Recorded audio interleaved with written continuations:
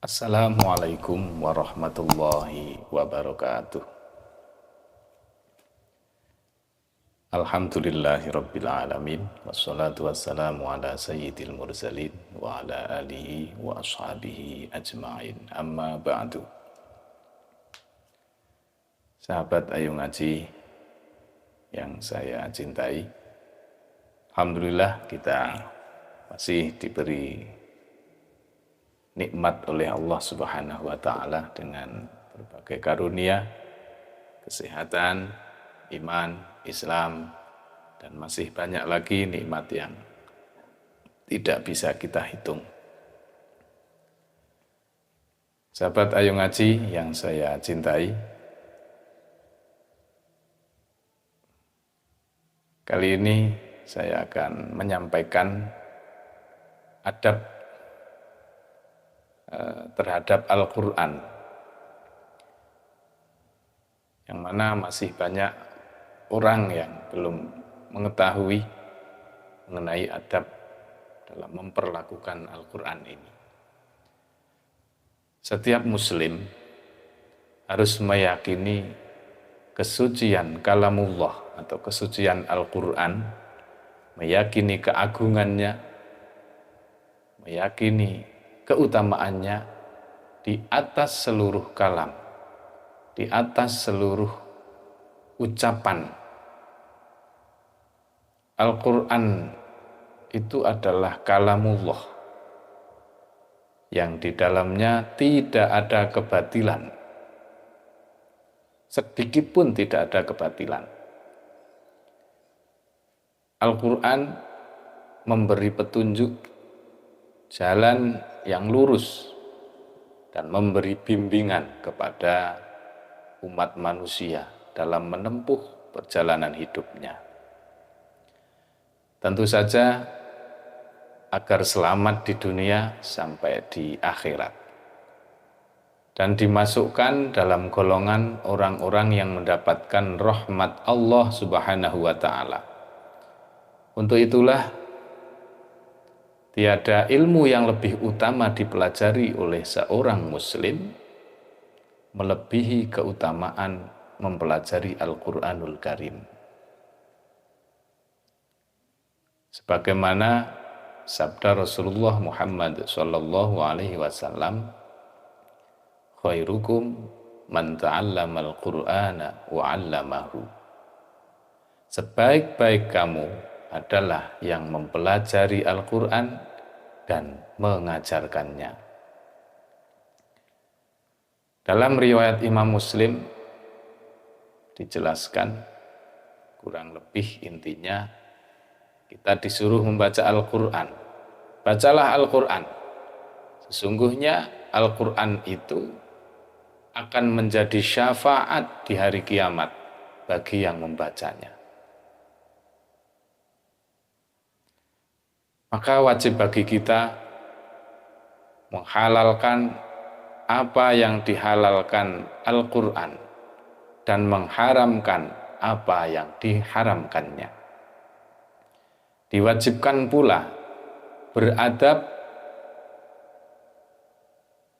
kepada Al-Quran, berakhlak terhadap Al-Quran, untuk mendapatkan kesempurnaan pahala dalam membaca Al-Quran. Di saat baca Al-Quran, seorang muslim itu perlu memperhatikan adab-adab yang akan saya sampaikan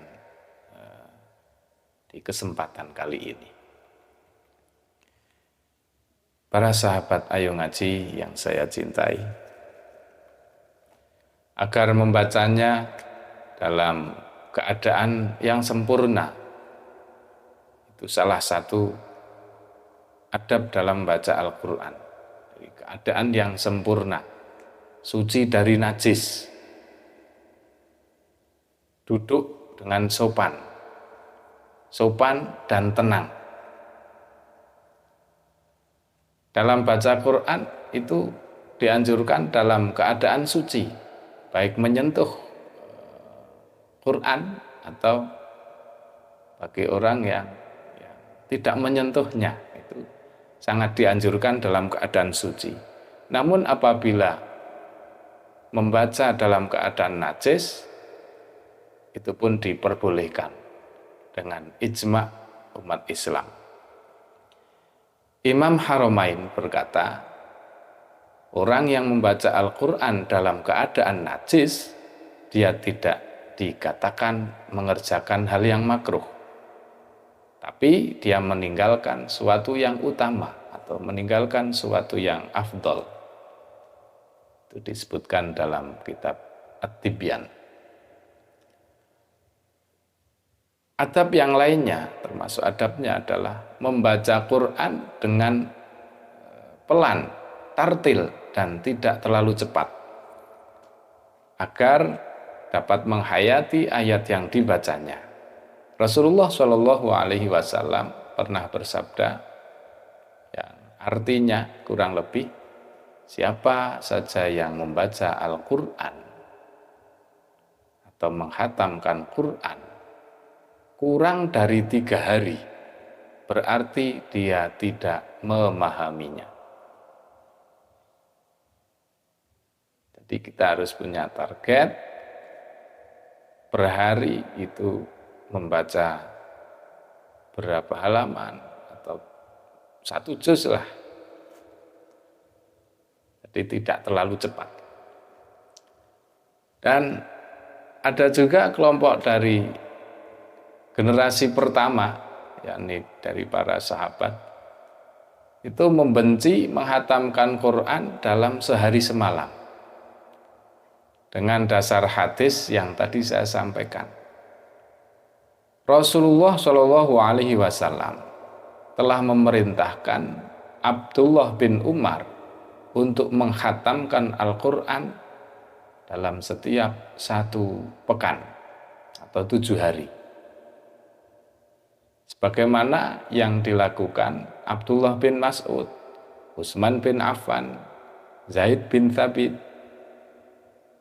dan sahabat-sahabat yang lainnya. Mereka menghatamkan Al-Quran sekali dalam seminggu. Di dalam sebuah ayat, Allah menjelaskan sebagian dari sifat-sifat hambanya, sifat-sifat hambanya yang sholih. Bisa sahabat baca di Quran surah Al-Isra ayat 109.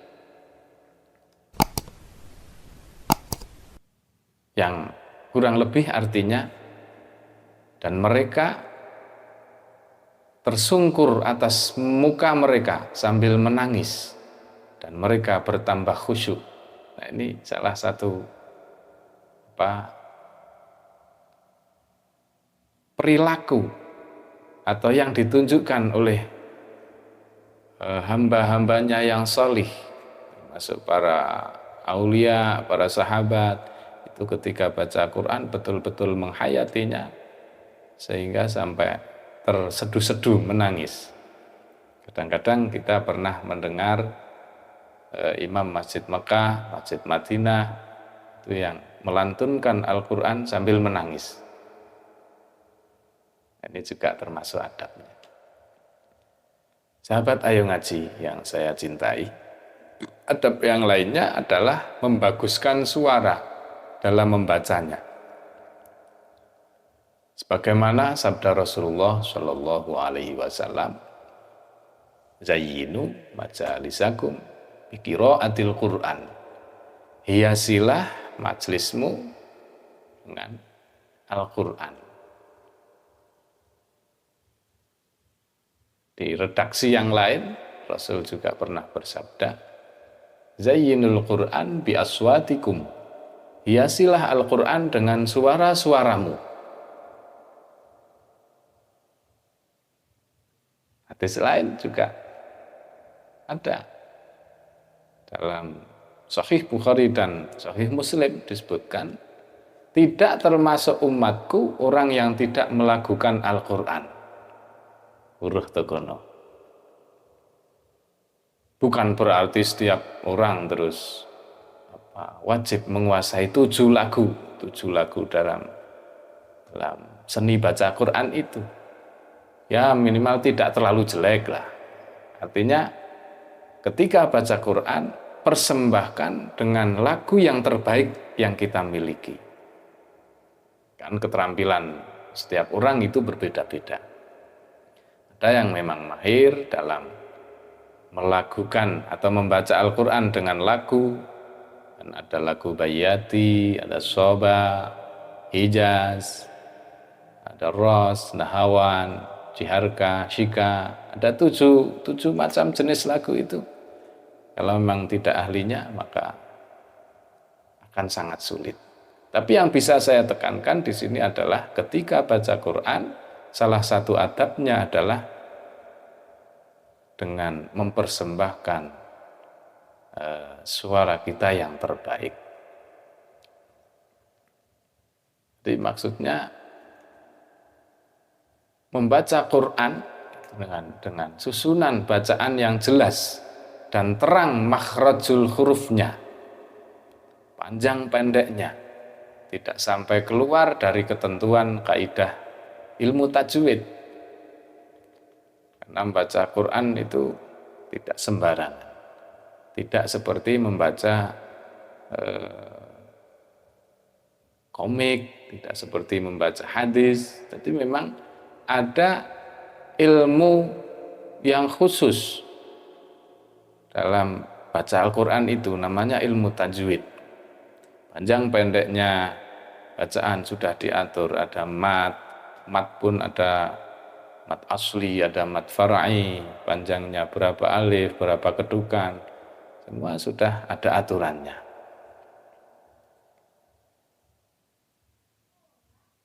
Sahabat Ayo Ngaji yang saya cintai, baik saya teruskan.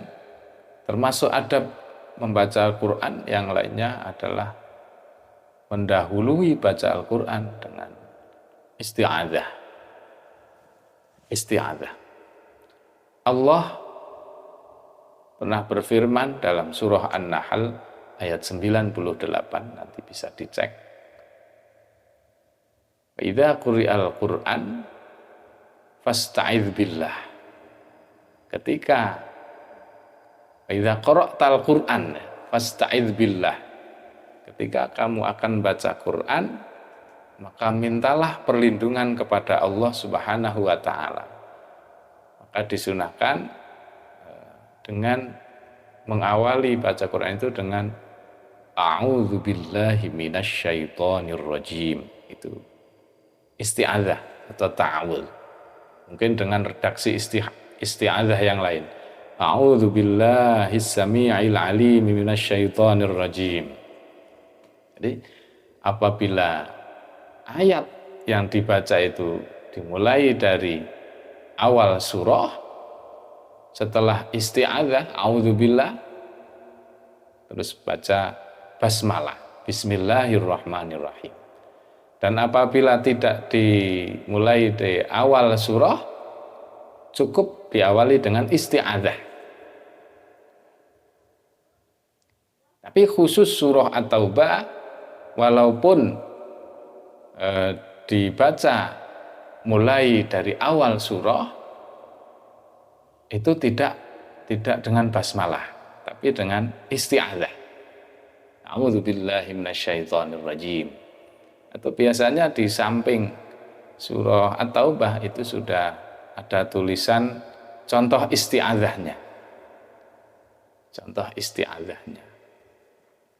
Itu khusus di surah At-Taubah. Jadi saya ulangi lagi, bagi orang yang membaca mulai dari awal surah Al-Quran, awal surah, itu disunahkan baca isti'adzah kemudian basmalah.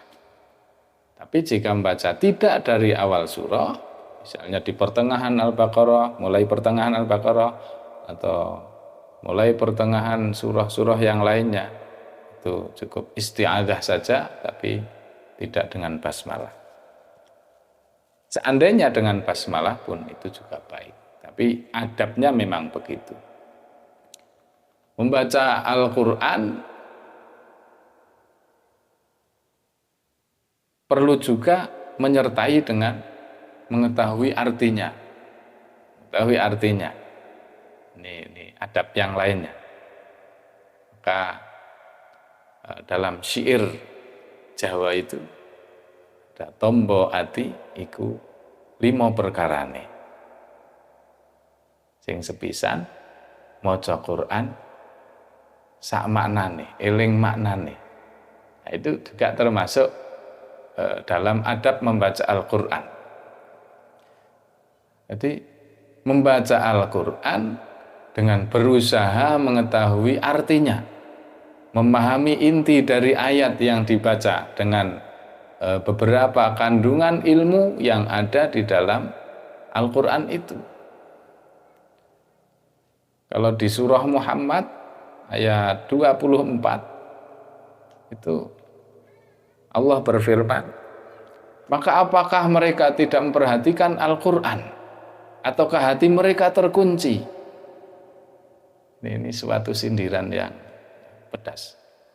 Karena banyak di antara kita yang baca Quran itu ya hanya sekedar baca tanpa sedikit pun ingin berusaha mengetahui artinya. Tapi tentu saja itu belum cukup. Kalau ingin memahami isinya, kita harus merujuk kepada para alim, merujuk pada para kiai. Jangan tidak punya alatnya, tidak mampu memahami Quran, kita memaksakan diri untuk memahami Quran hanya dari membaca terjemahannya saja, nanti kacau, sangat kacau. Nah, dalam hal ini maka yang bisa saya tekankan, saya sampaikan adalah maksud dari membaca Quran dengan ingin berusaha memahami isinya itu adalah dengan kata lain tidak menjauhi para ulama, tidak menjauhi para kiai. Jadi tetap baca Quran tapi juga tetap mengaji kepada kiai untuk mengetahui inti atau makna dari ayat-ayat yang kita baca. Kan banyak tuh yang punya slogan, ayo kembali ke Quran dan hadis. Tapi yang dibaca Quran dan hadis terjemahan, itu pun membaca sendiri. Padahal yura mondro, tidak punya ilmu alat atau tidak memahami ilmu nahwu shorof, maka pemahamannya terhadap Quran dan hadis nanti bisa kacau. Inilah pentingnya kita dekat kepada para alim, dekat kepada kiai. Kan salah satu tanda kiamat adalah jauhnya umat manusia dari para alim. Dalam hal ini alim itu ya orang yang tahu di bidangnya, orang yang profesional. Kalau orang yang profesional di dalam ilmu keagamaan, ya siapa lagi kalau bukan kiai, ustadz dan yang sejenisnya. Sahabat ayo ngaji yang saya cintai, nah, ini salah satu adabnya adalah membaca Quran dengan berusaha memahami maknanya. Adab yang lainnya, baca Quran dengan tidak mengganggu orang yang sedang sholat. Misalnya di sisi kita ada orang yang sedang sholat baik, baca Quran juga baik, tapi baca Qurannya itu agar lebih baik lagi, tidak dengan mengeraskan bacaannya, karena bisa mengganggu orang yang sedang sholat. Atau ketika ada azan, maka walaupun baca Quran itu juga baik, azan juga baik, ketemu baik, ya Qurannya yang di ngalah dhisik untuk tidak mengeraskan bacaannya. Atau kalau dalam hal azan, ya baca Qurannya berhenti dulu. Khusus untuk orang yang sholat, maksud saya membaca Quran, sedangkan di sisinya itu ada orang yang sholat, adabnya maka tidak membaca dengan suara yang terlalu keras, karena akan bisa mengganggu. Jadi cukup kita merujuk ke tujuan aslinya, yaitu membaca dengan tartil, dengan lirih, lembut hati, dan secara khusyuk. Tidak perlu keras-keras ketika ada orang yang sholat. Tapi dalam situasi yang tidak ada orang yang sholat, maka dianjurkan juga membaca dengan yang keras untuk syiar agama Islam. Rasulullah Shallallahu Alaihi Wasallam itu pernah bersabda, orang yang terang-terangan di tempat orang banyak, dia membaca Al-Quran, itu sama dengan orang yang terang-terangan dalam sedekah. Nah, tentu saja ini maknanya selain di sampingnya ada orang yang sedang sholat. Jadi misalnya ada majelis gitu, ada majelis majelis reuni atau majelis ketemuan apa. Nah, di situ diperdengarkan ayat suci Al-Qur'an oleh salah satu peserta reuni, misalnya salah satu peserta perkumpulan itu membaca Al-Qur'an dengan suara keras. Nah, itu kalau sabda Rasul mengatakan itu sama dengan bersedekah secara terang-terangan. Jadi di suatu majelis itu memang baik ada bacaan Qur'annya, ada sholawatnya. Sahabat Ayo Ngaji yang saya cintai, dalam hadis lain dijelaskan, ingatlah bahwasanya setiap hari dari kita bermunajat itu jangan sampai salah satu dari kita itu mengganggu yang lain. Dan salah satu dari kita itu tidak boleh mengangkat suara atas yang dibaca itu. Artinya walaupun membaca Quran itu baik, ya, tapi juga harus dilakukan dengan cara yang baik serta bijaksana. Mengganggu enggak? Kalau saya baca dengan keras, maka ketika Ramadan itu kalau di masjid-masjid baca dengan keras, disambung dengan speaker, itu baik. Cuman kalau terlalu malam, itu justru bisa menjadi makruh, kan haram. Ketika bacaannya itu mengganggu istirahat dari lingkungan sekitar. Apalagi bacaannya yang mengejar khatam sehingga terlalu cepat, tajwidnya rusak semua, menggunakan pengeras pula. Nah, itu sangat mengganggu. Maka seyogianya walaupun baca Quran itu baik, ya harus dilakukan dengan cara yang baik pula. Karena suatu hal yang baik ketika dilakukan tidak dengan cara yang baik, justru akan menimbulkan masalah yang baru. Justru akan menimbulkan image yang buruk dalam agama kita itu.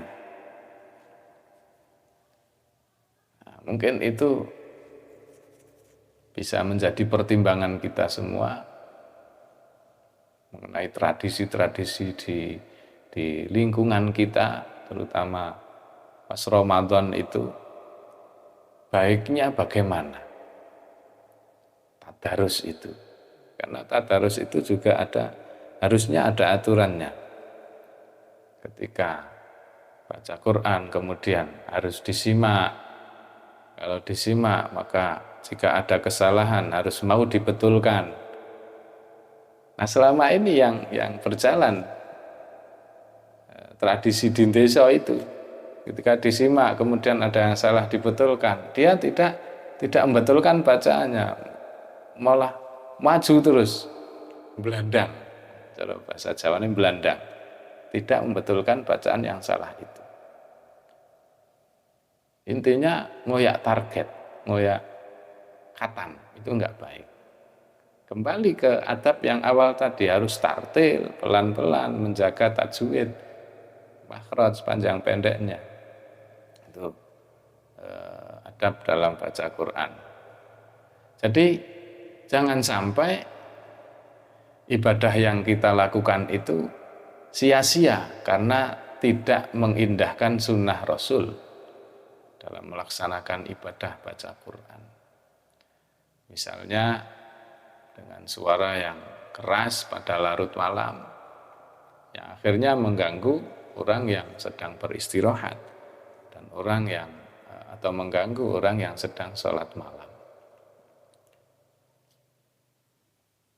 Sahabat Ayu Ngaji yang saya cintai, ketika ada orang yang baca Quran, ini adab yang lainnya, maka dengarkanlah. Dengarkanlah bacaan Quran itu dengan tenang. Allah berfirman dalam surah Al-A'raf ayat 204, "Wa idza quri'al Qur'an fastami'u lahu wa ansitu la'allakum turhamun." Ketika Al-Quran itu dibaca, maka dengarkanlah dan diamlah supaya semoga kamu mendapatkan rahmat. Ini bisa ditarik sebuah pemahaman bahwa jika kita ingin mendapatkan rahmat, mendapatkan syafaat dari bacaan Quran itu, satu syaratnya adalah diam dan mendengarkan. Kalau kita tidak sedang membaca, ya mendengarkan. Dua pilihan itu. Tapi jika ada bacaan Quran, di situ kita rame, saling berbincang, bergurau, ketawa ketiwi, maka mafhum mukhalafahnya ya kita akan mendapatkan azab. Kalau di Al-A'raf 204 itu, la'allakum turhamun, supaya kamu dirahmati, mendapatkan rahmat. Itu bagi orang yang diam dan mendengarkan. Berarti yang tidak diam dan tidak mendengarkan itu justru akan mendapatkan azab. Nah, ini harus menjadi perhatian kita.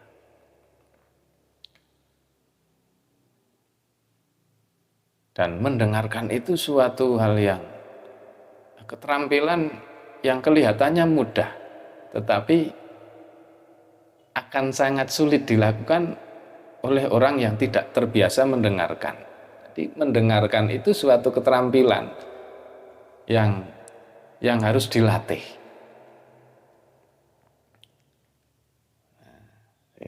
Tidak mudah itu, harus dengan latihan. Menjadi pendengar yang baik. Sahabat Ayu Ngaji rahimakumullah, baca Al-Quran dengan saling bergantian atau tadarus itu juga merupakan tujuan pendidikan atau ya saling membetulkan itu. Jadi yang mendengarkannya juga harus dengan khusyuk dan tenang. Jadi khusyuk dan tenang.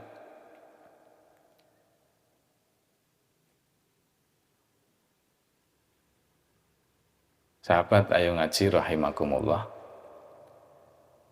setiap orang Islam itu wajib mengatur hidupnya sesuai dengan tuntunan Al-Quran dan harus memelihara kesucian dan kemuliaannya, juga mempelajari ayat-ayatnya, memahami dan melaksanakan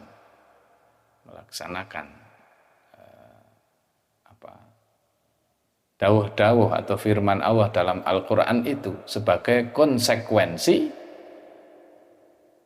pengakuan kita bahwa kita beriman kepada Al-Quran itu.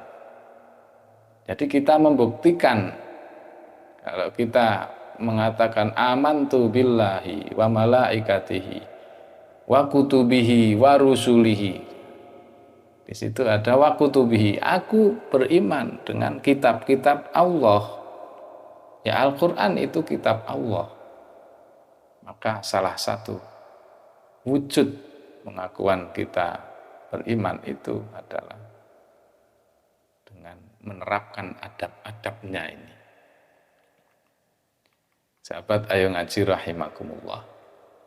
Jadi kalau saya simpulkan, saya tarik garis merah, adab baca Quran itu, adab atau memperlakukan Al-Quran, dalam memperlakukan Al-Quran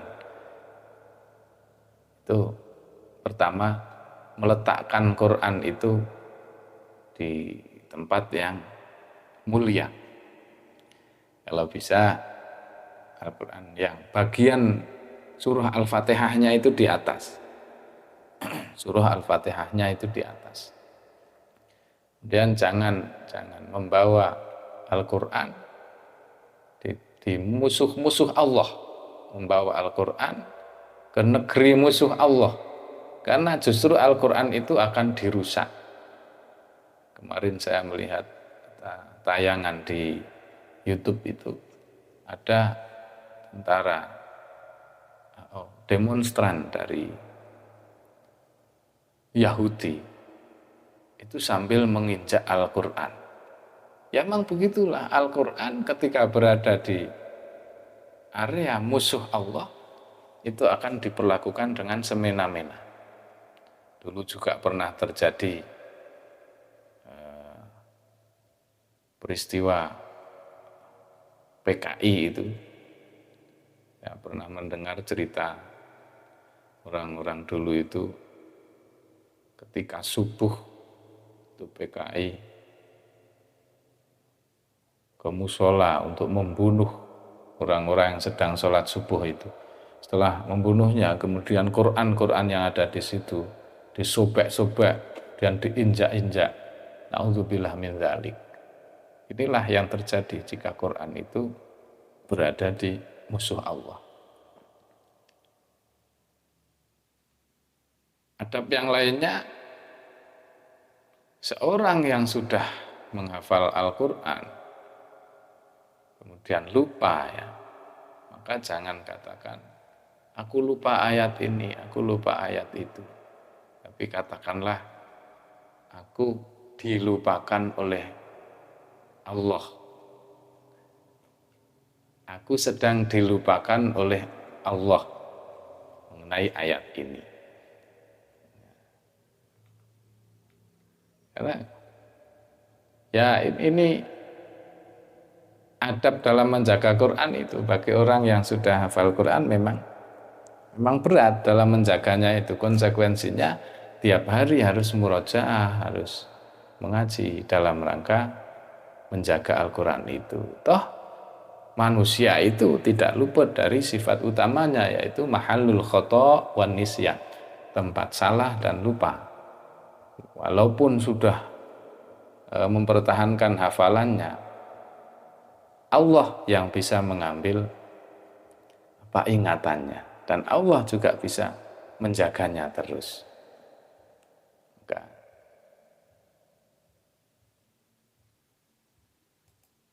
Ayat yang sering kita baca itu biasanya yang kita hafal. Misalnya surah Fatihah, mengapa tidak lupa? Ya sering kita baca. Dalam kehidupan sehari-hari kita mengulangnya berapa kali saja. 17 kali, bahkan lebih.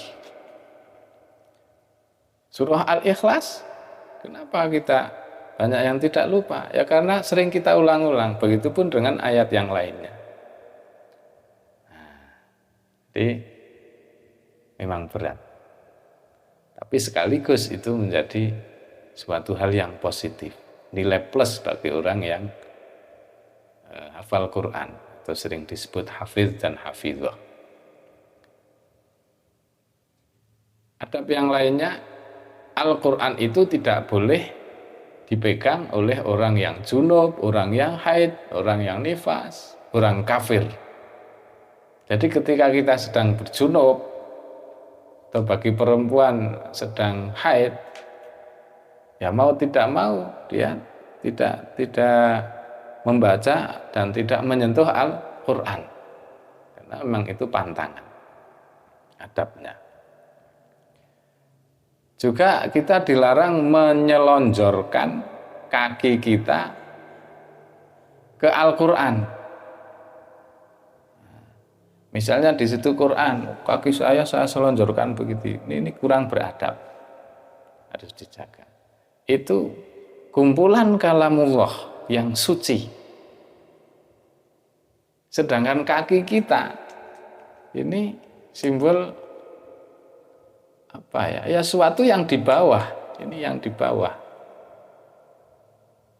Quran harus dijauhkan dari hal-hal yang seperti ya kaki ini menyelonjorkan, kan nggak sopan.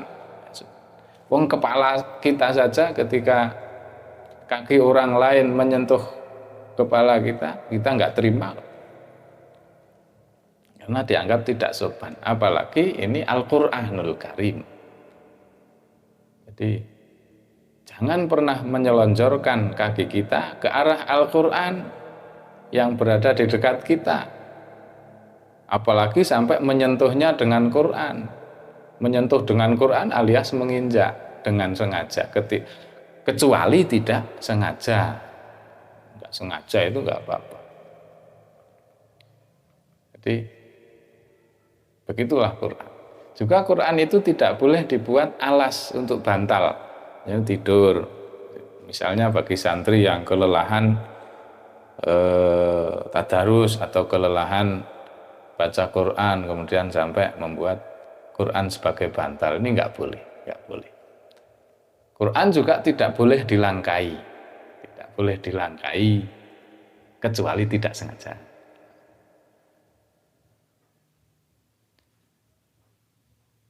Umar bin Khattab itu juga senang ketika orang membaca Al-Quran itu dengan sambil memakai baju dalam keadaan memakai baju putih. Artinya ini juga adab yang lainnya. Membaca Al-Quran dengan kondisi tubuh yang suci, pakaian yang rapi, bersih, dan yang paling disukai oleh Rasulullah, oleh para sahabat adalah dengan baju putih. Karena melambangkan kebersihan, kesucian. Dan yang dibaca itu Al-Quran yang suci, Al-Quranul Karim. Para sahabat Ayo Ngaji rahimakumullah, yang terakhir bahwa ketika kita menghatamkan Al-Quran itu disunahkan untuk mengadakan selamatan. Selamatan itu ada yang anti selamatan.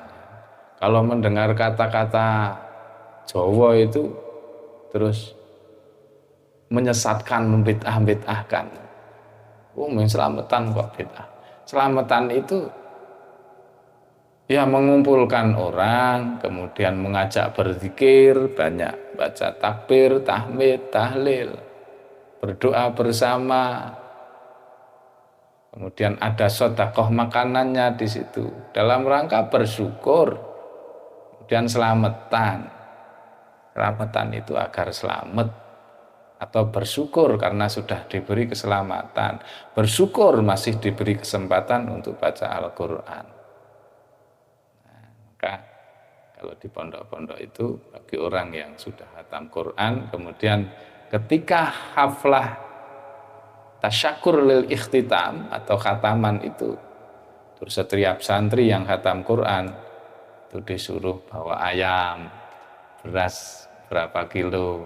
Nah itu untuk selamatan itu, karena saking bersyukurnya itu memang diperbolehkan dan sangat dianjurkan. Para sahabat Ayo Ngaji yang saya cintai, demikian hal-hal yang bisa saya sampaikan tentang adab dalam memperlakukan Al-Quranul Karim. Kurang dan lebihnya saya mohon maaf. Kalau ada kekurangannya, coba bisa tambahkan di kolom komentar. Jika ada yang salah dari apa yang saya sampaikan, juga mohon dikoreksi dengan menulis komentar di kolom komentar. Demikian, Mudah-mudahan bermanfaat.